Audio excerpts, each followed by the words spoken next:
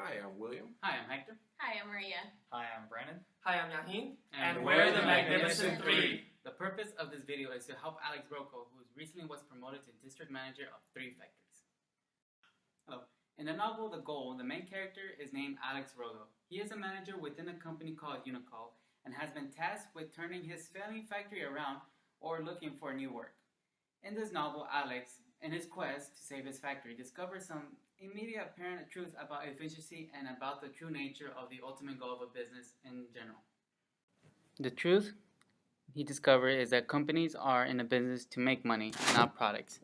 No matter how efficiently a particular machine or process can turn out a part, or even a finished product, it does not help the business to make a profit. It is not a worthwhile use of a business resource. In fact, Alex finds that too much inventory has the effect of slowing his business response to a changing market.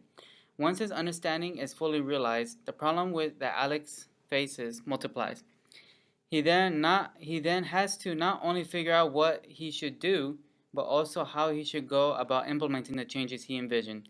Eventually, after a few false starts and revised plans, Alex is able to turn his factory around. He not only saved everyone's current jobs as well as his own position. His technique won him recognition and even earned him an unforeseen promotion to district manager. Now, instead of just the one failing factory to turn around, he has 3. His new challenges, the answer to which this group shall attempt to provide, are much the same as those previously. Though the scale and setting has changed, Alex first needs to convince others, both those who are willing to answer him as well as those he answers to himself, into implementing the new strategies he will be proposing. Since he will be new on the scene and won't have the sort of trust building up that he previously had, this could be more difficult than first glance indicates. Second and third, Alex needs to consider just what his short-term and long-term strategy should be. What he had done before may not work in the exact same way as before in the new setting, especially considering the ad hoc, although successful, nature of his previous endeavors. In any case, before he had only been concerned with short-term practical success, as he had to be in a given intermediate closure of his factory. However, to implement his ideas on a larger scale and even eventually replicate elsewhere, Alex must also consider success over the long run. The benefits that our propositions will have would be for the incentive-based reward system is that the system will reward and encourage employees and managers to implement our new ideas about constraints. It would help to overcome the natural reluctance that everyone is likely to feel towards the new boss proposing radical new procedures and going against what all previous experience demanded. We believe this method will be better received than simply throwing at them books of new policies and procedures. Second, we would want to devise and implement new software systems, which would naturally take some work and probably the use of programmers or 2, but over the short term, this should do the most to improve production. Third and finally, we would propose that some basic accounting practices be altered for internal purposes only to better reflect our newfound understanding about the true nature of determinants and associated with keeping inventories. This would help managers to better plan their operations over the long run and to help the business as a whole to be more profitable. We have 3 propositions. Number 1 is create an incentive-based reward system. Number 2, implement new software systems specifically designed to help identify potential production constraints. And number 3, alter some basic accounting practices to better reflect our newfound understanding about the true nature of determinants associated with keeping inventory. The first change that we would implement is to investigate the ways in which the factories under Mr. Rocco use incentives. Since he is newly promoted, he will be working with managers and employees that have not worked with him before. So, it would not be surprising for Mr. Rocco to meet resistance for his revolutionary ideas. The newer person on the scene is always treated with the most suspicion. It's doubly so if what they're proposing flies against traditional methods. The most obvious type of incentive system would be to straightforwardly reward those who follow Alex's directives. The most important thing is to be consistent with the rewards he gives. For example, Heathfield stated that if employees are invited to lunch with the boss every time they work overtime, the lunch is an expectation. It is no longer a reward. Additionally, if a person does not receive the expected reward, it becomes a source of dissatisfaction and negatively impacts the person's attitude about work. This is even more important in Rogo's new situation. His success depends on those working for him, following his orders, and believing in his vision for the company. We feel that the best use of incentives in this situation is to give rewards, whether it is monetary, vacation time, etc., based on the small and incremental steps taken by employees, and that will lead them gradually into following Rogo's overall plans. As each step is taken and rewarded, a new, easily attainable step is revealed. This will do two things to help Alex change the outdated accounting methods followed by his new factories. First, by making his changes small, reluctant employees or department managers are more likely to actually implement the change regardless of their reluctance. It is the smallness of these changes that will help overcome people's natural tendency to cling to a failing system that is known rather than embrace an unknown, though promising newcomer. Second, as the small changes happen and factory performance improves, Rogo will gain trust from those working for him. Each will more likely to make further, more radical changes when asked in the future. For an example of one of the types of incremental steps that Mr. Rogo can reward employees with, consider the fictional company Yo-Yo Incorporated.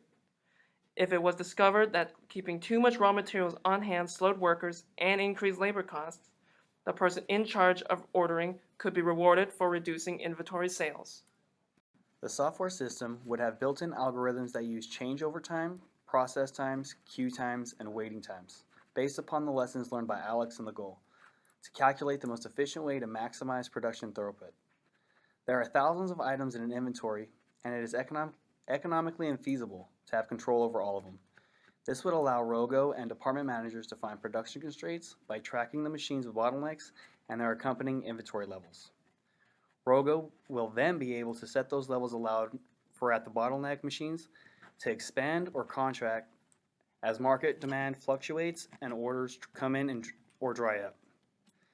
This would maximize the production process by controlling the inventory flow through the bottlenecks and prevent overproduction of any one product or component.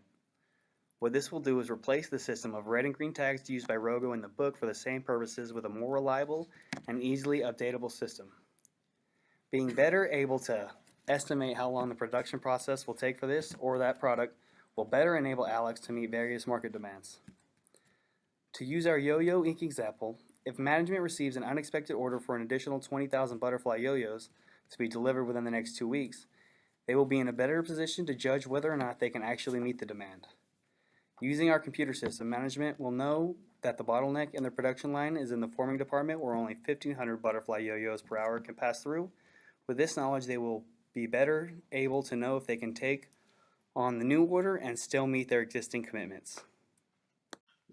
The next improvement we decided Alex Rogo should take is the implementation of a software system.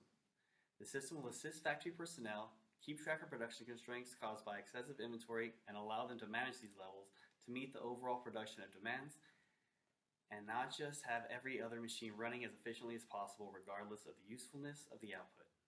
It is important that all the activities under which a manufacturing plant performed were subordinate to systematic management and scheduling. The third challenge that we would implement if we were in Alex Rogo's position at the end of the goal is to reevaluate how the businesses we were now in charge of would account for their inventories. In the novel, Alex learns that the business's inventories, while a definite necessity, is not necessarily the asset that the balance sheet claims it to be.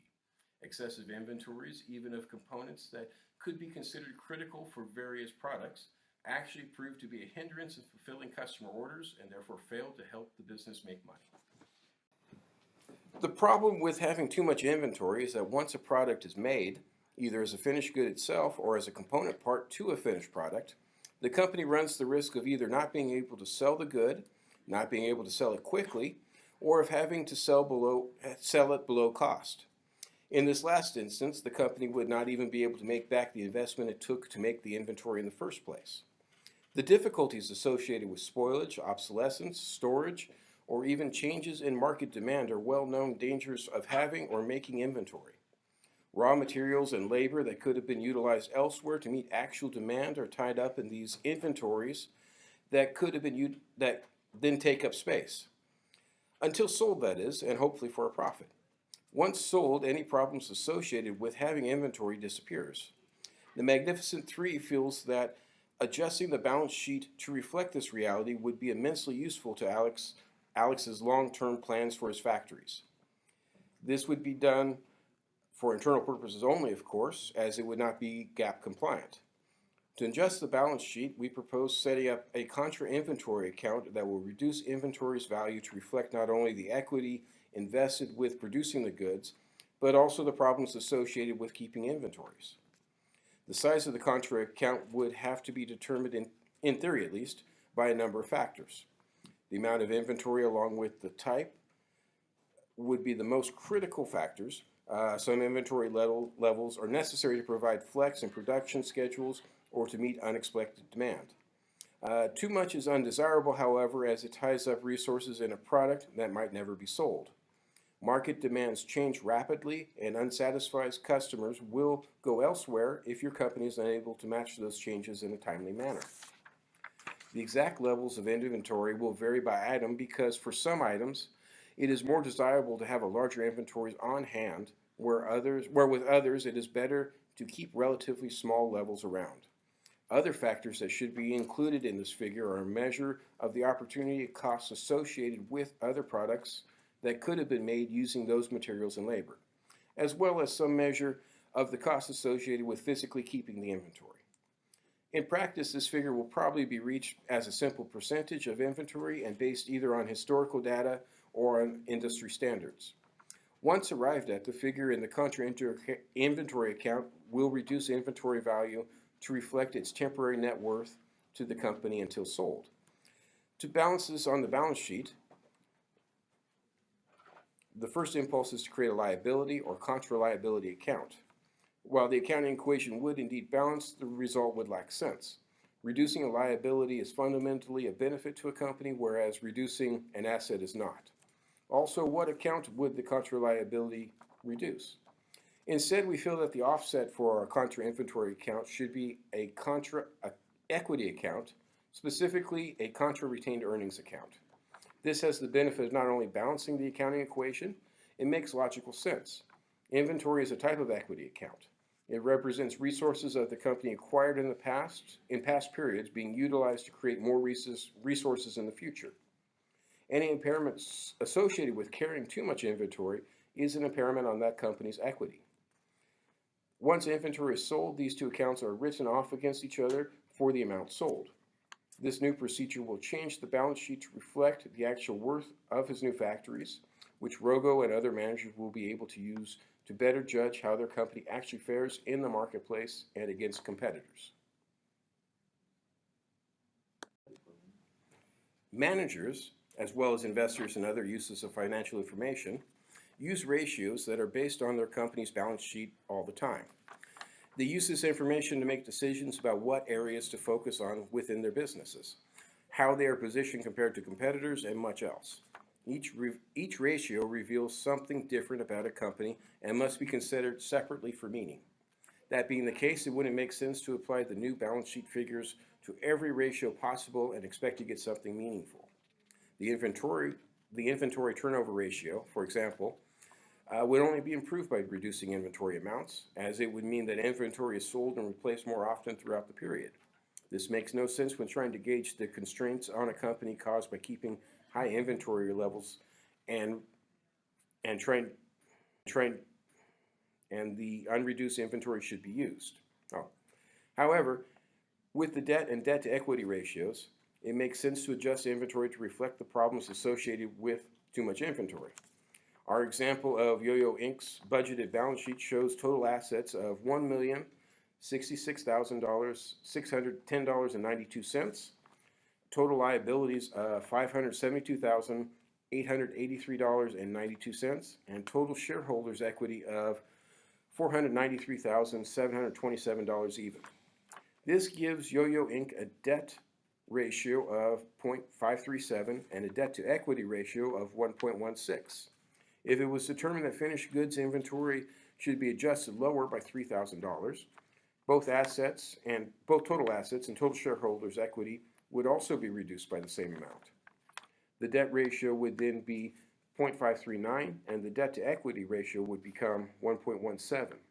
While these changes are not large for Yo-Yo Inc., as they would be in another company with many and varied work-in-process inventories, they still provide Yo-Yo Inc.'s managers with valuable information about their company and how they actually compare to competitors.